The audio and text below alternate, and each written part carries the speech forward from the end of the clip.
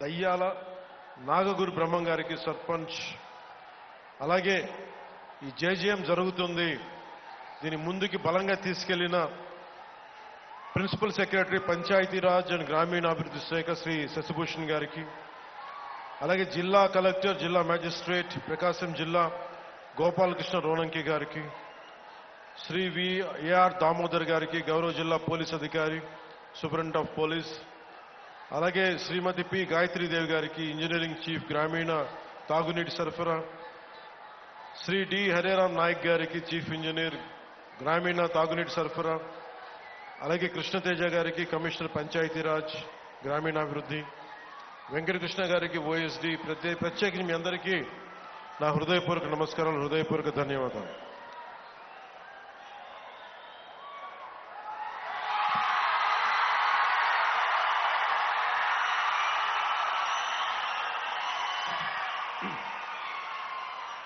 నాకు ప్రకాశం జిల్లా అంటే గుర్తుకొచ్చేది ఆంధ్రకేసరి శ్రీ టంగుటూరి ప్రకాశం పంతులు.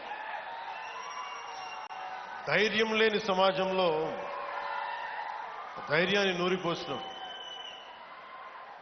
సైమన్ కమిషన్కి ఆ రోజున ఎదురొడ్డి నిలిచి కాల్చుకోండి అని చొక్కా తీసి ఛాతీని చూపించిన ధైర్యవంతుడు, మొట్టమొదటి రాష్ట్ర తొలి ముఖ్యమంత్రి.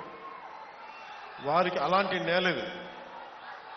ఈ నేల గురించి అనుకున్నప్పుడల్లా అపారమైన ఖనిజాలు, ఖనిజ వనరులు, బ్లాక్ గ్రానైట్, ఇలాంటి చోట్ల చాలా సందర్భాల్లో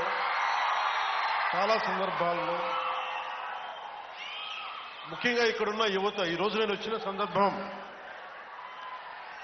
జేజేఎం కావచ్చు, కానీ ఇక్కడున్న యువతలో ఉన్న వేదన, కోపం, బాధ,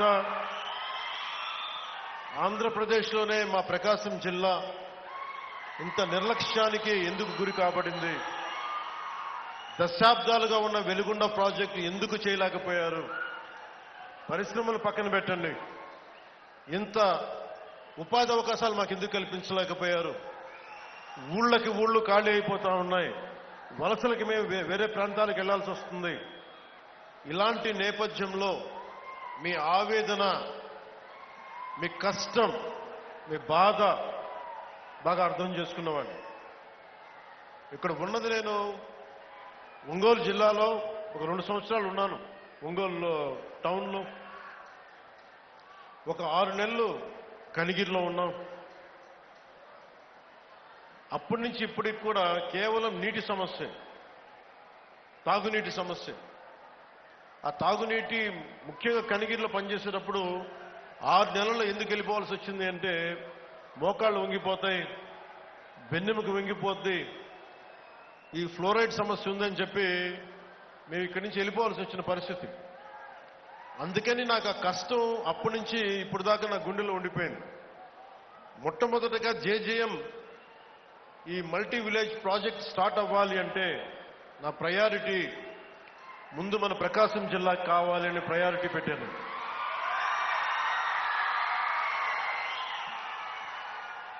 అలాగే మీకు గత ప్రభుత్వం మీకు ఏం చేసింది, ఎలా ప్రవర్తించారు మీ అందరికీ తెలుసు. మన జిల్లాకు సంబంధించి వెలిగొండ ప్రాజెక్టుకి ఒక 4,000 కోట్ల రూపాయలు కావాలి. దాంట్లో మేజరు ఎవరైతే భూపరిహారానికి కావాలి వాళ్ళు అప్పులు తీసుకున్నారు. రాష్ట్రం మీద లక్షల కోట్ల అప్పులు తీసుకున్నారు. కానీ మనకు ఒక వెలిగొండ ప్రాజెక్ట్ తేలేకపోయారు. అలాగే గత ప్రభుత్వం జలజీవన్ మిషన్ అనేది దాహం తీర్చేది, గంగమ్మ తల్లి మనకి దాహం తీర్చేది, మన పంట పొలాలకి జీవం పోసేది, పంట పండించి మన ఒంట్లో సత్తువు నింపేది. అలాంటి గంగా సమానమైన నదీ జలాలు ఉండాలి. జలజీవన్ మనకి జలజేయం అనేది ప్రధానమంత్రి గారు చాలా గుండెల్లోకి ఎత్తుకొని భుజాల మీదకి ఎత్తుకున్న ఇది ఈ స్కీమ్ ఇది. అలాంటి స్కీమ్కి ఈ రోజున మాట్లాడితే గత పాలకులు మళ్ళీ రౌడిజం చేయడానికో గుండాగర్దీ చేయడానికో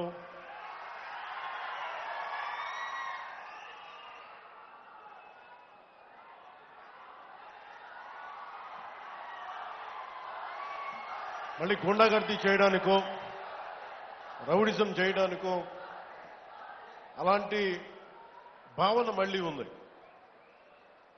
మీకు తెలుసు కదా, రౌడిజానికి గుండాలకి గుండాగర్దీలకి బయటపడితే మన రాజకీయాల్లోకి వస్తాం. కేసులు పెడతాం, వస్తే 29లో మేము అంతు చూస్తామంటే మీరు రావాలి కదా. మీరు ఎలా వస్తారో మేము చూస్తాం. నాకు వారి మీద, వైసీపీ నాయకుల మీద ఈరోజు చెప్తున్నాను, మొదటి నుంచి చెప్తున్నాను, వ్యక్తిగతంగా నాకు ఎవరి మీద కక్ష ఉండదు. మనస్ఫూర్తిగా నా గుండెల మీద ఆత్మసాక్షిగా చెప్తా, నాకు ఎవరి మీద కోపం ఉండదు. కానీ మీరు సగటు మనిషిలో, ఈ దేశంలో ఉన్న సగటు మనిషికి, సగటు మధ్యతరగతి మనిషికి, సగటు రైతుకి, సగటు యువకుడికి, సగటు యువతకి మీరు కనుక భయభ్రాంతుల్ని క్రియేట్ చేస్తే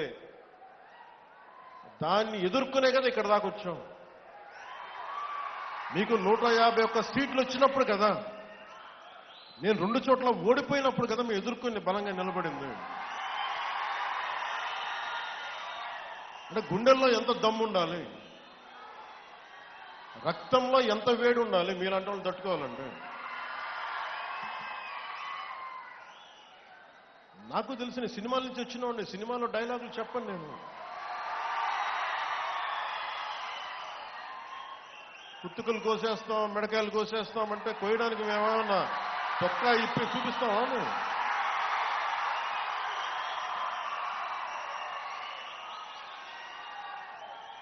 నేను సినిమాలో డైలాగులు చెప్పడానికి కూడా ఇబ్బంది పడతా. సింహం గడ్డం గీసుకుంది, మేము గడ్డం గీసుకోలేదు. ఈ సరదాగా ఉంటాయి మిమ్మల్ని చీరప్ చేయడానికో సరదాగా చేయడానికి.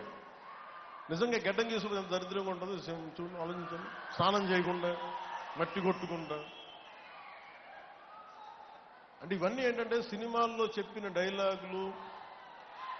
అవి ఎందుకు చెప్తున్నానంటే సందర్భానుసారంగా చెప్తున్నాను.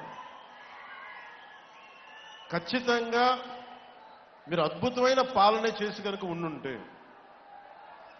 మీరు 11 సీట్లకు వచ్చేవాళ్ళు కాదు. మీరు అంటే ఇది రెలవెంట్ కాబట్టి చెప్తున్నా. ఇది కక్ష